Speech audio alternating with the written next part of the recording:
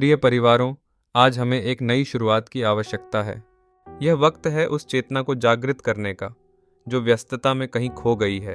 परिवार का मतलब केवल चार दीवारों से नहीं है, बल्कि यह एक प्रेम भरा बगीचा है जहां हम एक दूसरे की भावनाओं को समझते और समर्थन देते हैं।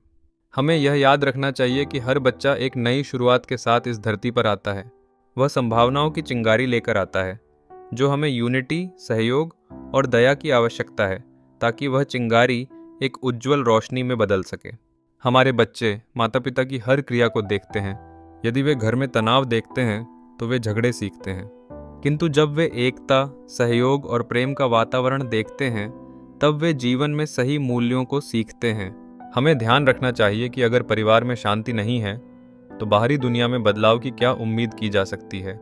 एकता का महत्व तब प्रकट होता है जब हम समझते हैं कि हमारे घर का माहौल हमारे बच्चों के चरित्र पर स्थायी प्रभाव डालता है। हमें उन बच्चों का पालन पोषण करना है जो अच्छाई, लगन और प्रेम से भरे हों। माफ करना, सच बोलना और सेवा का भाव विकसित करना, ये ऐसे गुण हैं जो उन्हें आगे बढ़ने में मदद करेंगे। हमें सिखाना चाहिए कि सच्चाई के लिए खड़े रहना, खुद पर नियंत्रण पाना असली अनुशासन है। जब एक बच्चा अपने घर में बीजों को देखता है जो प्रेम और एकता से अंकुरित होते हैं, तब वह इसे अपने जीवन में लागू करता है। आज का संदेश स्पष्ट है। परिवार की एकता न केवल घर में बल्कि समाज और राष्ट्र में भी बदलाव लाने में सहायक होती है।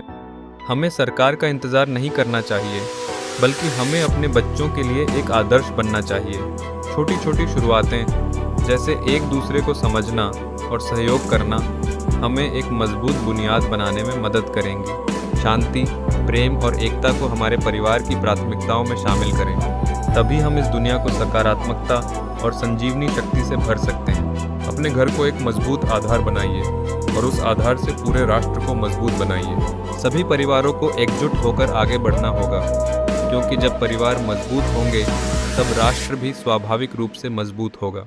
धन्यवाद।